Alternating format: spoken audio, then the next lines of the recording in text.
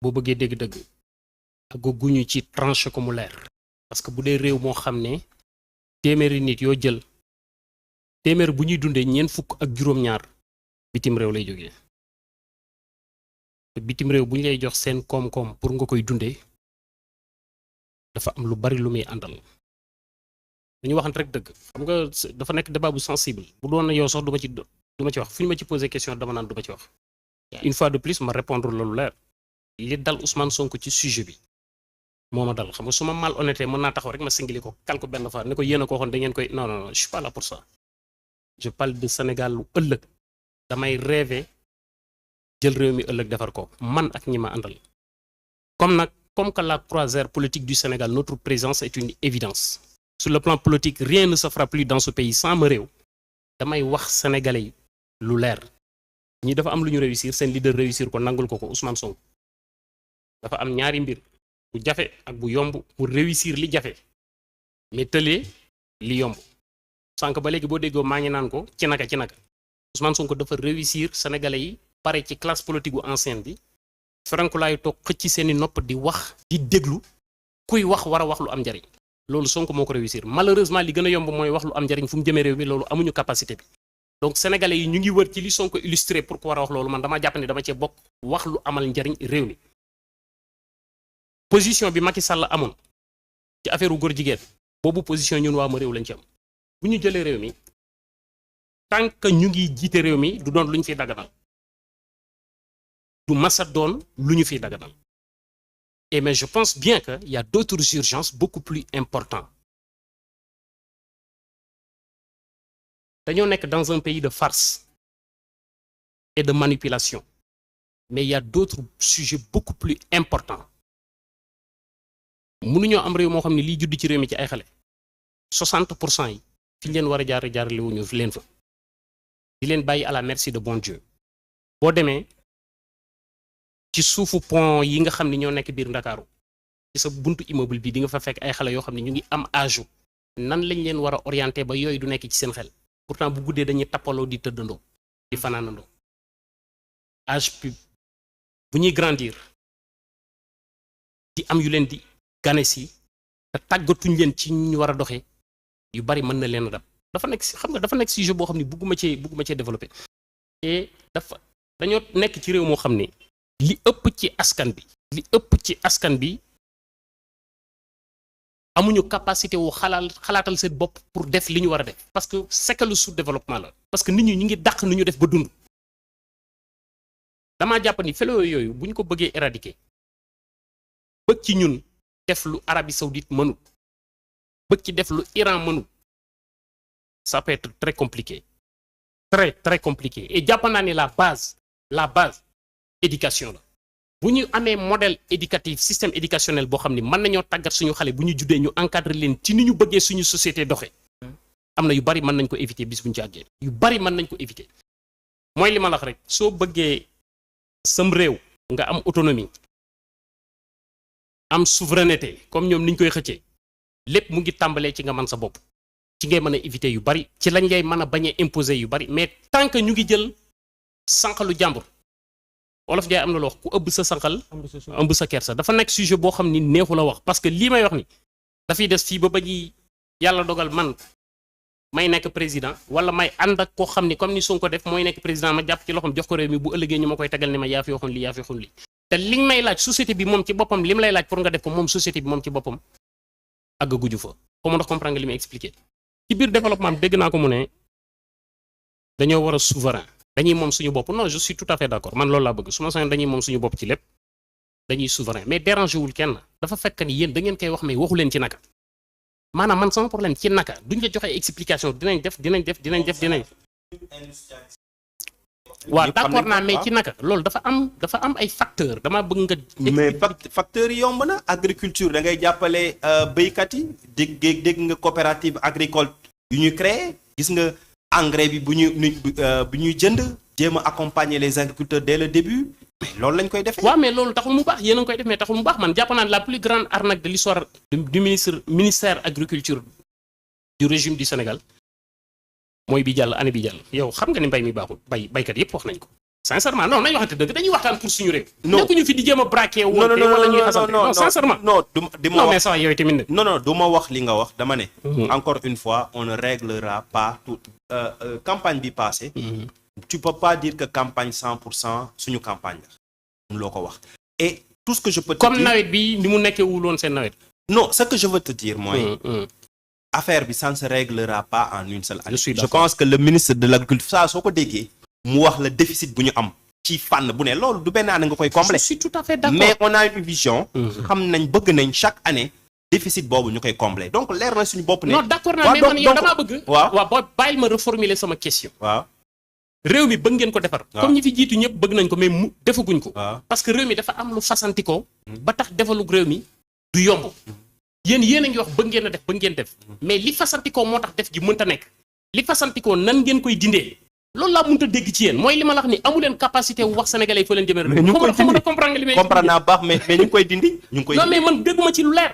mais ñu ngi ci non dégguma ci lu leer. fànn boo jël mun naa la wax nan lañ koy defee jox naa la exemple agriculture. d'accord léegi. waaw. ñëpp xam nañu un développement durable. la base c'est l'éducation. éducation bu ñu koy wax mooy bi ñu prévoir ci budget wu Sénégal ñu tëbbee ko ci wax ji nga xam ni moom la constitution du Sénégal wax. mu ni chaque enfant né sur le temps du territoire a le droit à l'éducation. sur le temps du territoire. d'accord léegi xale yi juddu Touba. nan ngeen di def ba ñu bénéficier wu l'éducation nationale. xale yi juddu Daaka ja. nan ngeen di def ba ñu bénéficier wu l'éducation nationale. juddu fan Dagana. Daaka ja. waaw. Daaka ja.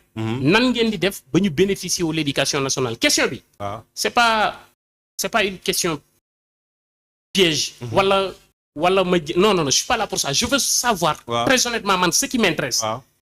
yéen nan ngeen koy defee moo tax. xamu na comprendre li ma bëgg. bu baax dans la prémisse. mais c'est clair mais Touba ça ne veut pas dire que xade c'est quand tu parles de l'éducation nationale c'est vrai que amul école comme école yi ngay gis fii à Dakar. d'accord mais su ma juumul. yàggul dégg naa xalif bi sa volonté de faire beaucoup de daara modernes à Touba. je suis d'accord parce que il faut comprendre l'esprit. Touba boo gisee ba tey amul ay école moderne parce que la confrérie mouride. dafa jox la priorité sur l'éducation religieuse. benn instant l'éducation occidentale dafa nekkoon et à juste titre. un moyen pour détourner nit ñi ci seen culture. boo gisee un mouride de souche c'est quelqu'un qui est fier d'être sénégalais qui est fier de sa religion. donc quelque part c'était une manière de protéger ça mais lépp àdduna day dox. aujourd'hui xalif bi bu ñu ko wanee ne. on peut mettre des daara modernes yoo xam ne. ñuy juddoo Touba du tax seen pas-pas dem du tax seen gëm-gëm dem mais ajouter à cela nañ mën a jàng mathématique nañ mën a jàng yeneen mais je suis convaincu que le khalife va l'accepter mais il faut ñu teg proposition yu leer et loolu ñu ngi ciy liggéey. je suis tout à fait d'accord ñu ngi ciy liggéey on a un plan pour ça xam nga d'accord nañ. waaw mais proposition bi modèle bi. waaw moom laa bëgg nga ne modèle bi nii lañ koy defee dina. mais modèle bi ñu ngi ci kawam. ñu ngi ciy liggéey lu am solo mooy on est conscient que. éducation mooy réew. et éducation comme ni nga ko waxee. chaque sénégalais. chaque xale bu juddu ak fu mu mënti nekk Sénégal. dafa war a am une éducation de qualité. mu nekk Touba mu nekk Sarela mu mënti fu mu mënti doon. mais loolu ñu ngi ciy liggéey. wax naa la léegi. wax naa la léegi ñu ngi dugal les langues nationales dans l'éducation. non je suis tout à fait mais kooku c'est un pas. mais je suis boo demoon Touba ne leen nag léegi. école yi ñuy def xale yi dañ fay jàngale wolof dañ fay jàngale séeréer dañ koy jàng loolu c'est clair yaa ngi commencer di montrer di prouver. à la communauté que jàngale bii ñu jàngal xale bi du tax ëllëg ci biir ñu génn xeet wala boog ñu def leneen lu sëñ bi bëggul. yaa ngi jéem a répondre samay question mais ba tey dafa am décalage sama diggante yow. man je parle d'un programme sociétal. mais il est dans notre programme. xanaa liiroo suñu programme bi déggoo ma mooy li ma la c'est-à-dire c'est normal nga bañ maa dégg. maa ngi lay dégg non mais comprendre li may wax. dama ne dégg bu baax damay répéter damay formuler war sama question. dama ni la.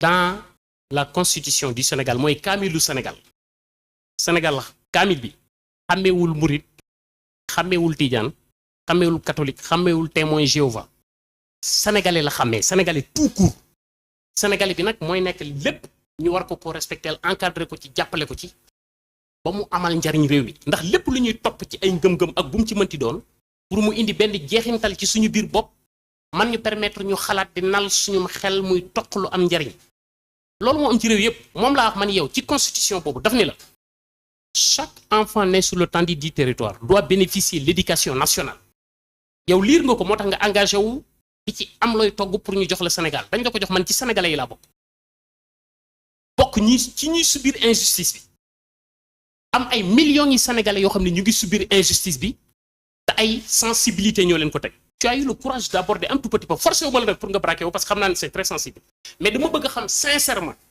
nga ne ma ñun programme bii la ñuy def bu ñu ñëwee ci dëkk Médina Gounass daaka ja fële ci dëkk quelque part dans le Fouta dans les zones contrôlées par des shérifs mauritaniens et ci dëkk Touba nii la ñuy def ba ñu jàngi li nga xam ne Sénégal da cee def alal ju bari loolu laay wax de waxuma beneen système éducatif boo xam ne Sénégal def ci alal la je suis de Touba moi qui suis là engagé wu ci politique bu Sénégal lépp lu ma am ci biir Sénégal Touba ma ko gënal mais ci sama programme man boo ma posé woon question bi dinaa la développer loo xam ne daf may neex amal njariñ réew mi amal njariñ waa Touba ba pare du wàññi dara ci sama ngëm-ngëm li nga may gis nii nag je suis fanatique Sëñ Touba rek laa gëm dama la laaj yéen waa Pastef yéen lan ngeen ci xalaat question rek la boo xam ne dama bëgg nga tontu ma ko mu leer de façon vraiment claire soo ko xamul tamit wala boo ci bëggul wax par rapport à cette sensibilité mën nañ jàll tontu naa la ba pare mais dama lay bàyyi su ma jëlee sama temps parole je vais répondre su fekkee pare léegi en fait li ma bëgg wax par rapport à loolu pour un peu répondre à sa question gis nga ñun éducation comme je t'ai dit dafa am rôle bu am solo suñu programme on a introduit les langues nationales réew nag boo fa nekkee dafa am les réalités sociologiques absolument il faut respecter ñun duñu ay nasaraan d'ailleurs sax l'éducation nationale dont tu parles là dañ ko war a réformer parce que elle ne répond plus elle à ñun li ñu bëgg je prends l'exemple fii xale yi da ngay gis koo xam ne dafay jàng alxuraan pendant 6 ans 7 ans dem français après il devient meilleur que booy yu commencé CI et y a un problème donc ça veut dire que ñun dañoo war a xolaat donc ça veut dire que pour man je suis convaincu que aujourd'hui nu ñuy jafee CI ba CM2 perte temps la pour man l'autre système moo gën comme fii 98% xaw ma 80x% c'est des musulmans donc te képp kuy jullit ñaan nga yàlla sa doom jàng alxuraan pour man dans notre système éducatif comme loolu ça fait ses preuves booy dañ leen war a bàyyi ñu jàng alxuraan ba benn âge bi ñu soog a commencé jàng tubaab man loolu laa gëm donc dama ne la ñun on est en train de penser système bi on est conscient que c'est pas le meilleur système mais loolu doo def ce qu'on appelle doo ñu rek bouleverser lépp on introduit l'anglais dès le primaire les langues nationales et je suis sûr que la réflexion va encore continuer parce que li ma lay wax nii l'objectif c'est de former des Sénégalais déwén ëllëg ñoo xam ne dinañ am xam-xam mais dinañ am aussi ay valeurs loolu le premier ministre l'a dit et bu dee jàng catéchisme ci la bokk bu dee jàng alquran ci la bokk mais on est prêt on est ouvert d'esprit xam nga mun nga ñu bañal ci lépp sauf que ñun je vais pas dire que nous sommes des réformateurs mais nous sommes ouverts au changement parce que ñun déjà lu ñu ñëwee def politique ñun suñu lépp dafa uteek li fi amoon donc ça veut dire que nous sommes des gens ouverts d'esprit nous ne sommes pas réfractaires nous sommes sûrs que nous sommes convaincus que mbir doo jël loo xam ne parce que dañ ko def pendant 50 ans rek nga ne ni nga ko war a continuer tu dois avoir le courage de l'interroger et nous on a ce courage là donc pour répondre à ta question je suis convaincu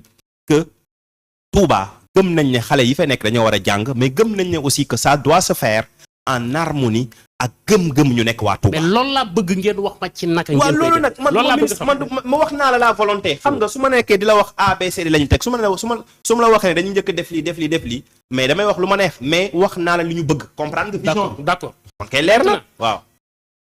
dégg naa ngeen wax ci li may bëgg a laaj ñi xale yi nga xam ni ñu ngi ci réew mi am droit wu dem jàngi. pour ñu tabax leen pour ñu nekk plus-value. pour koom-koom pour réew mi ñu ci bari ñu ngi ci mbedd mi di taxawalu. dégg naa ngeen ni bëggatoo leen mu am fi mais ci nan ngeen koy defee. non li ma question bi nii. ne le prends pas de façon. déedéet mais c'est une xoolal man ma wax la dara. s'il y a une cause bu ma gën a intéressé sama àdduna. mooy la cause des talibés. bu dee am na loo xam ne maanaam su may nelaw sax damay xalaat lan laa ci mën a def pour loolu mu dem mooy taali parce que pour man. xale dafa war a jàng. pour man à un certain âge xale warul yalwaan ça me fend le cœur lorsque bu ma gisee xale bu yalwaan donc pour te dire que mais nag loolu nous sommes xam nga boo nekkee ci réew yenn sujet da nga koy waxtaane loolu ñun on a l'intention on a l'ambition de le régler sauf que on va pas le faire je veux dire de manière unilatérale jël suñu ay décision déedéet on va comme on l'a fait dans beaucoup de secteurs woo acteurs yëpp ñëpp ñu ci bokk ñu waxtaan ba tënk leen bu ñu tënkee leen nag xam nga mooy des lu tax ñu ne duñ ko mën a appliquer c'est le courage ñun on a le courage d'appliquer nos décisions tu l'as vu avec le transport bu tabaski ak korité bi mu jotoon transporteurs yi bëgg di yokk paas yi on a eu le courage de dire non on a amené la police on leur a dit que lii la ñuy def benn gis nga njiit nag benn instant da nga war a jël des décisions impopulaires pour une frange de la population et ñun nag on a ce courage là en tout cas président Ousmane Sonko bu dee tu peux lui faire toutes les critiques mais quand il s'agit de prendre une décision et de se tenir su fekkee c'est une décision boo xam ne moo arrangé ñëpp il a le courage moo tax je suis convaincu que le problème des talibés on va le résoudre mais nag du nekk encore une fois dara lu ñuy imposer lu ñuy waxtaane la tënk ba ñëpp d'accord après on applique. C'est important.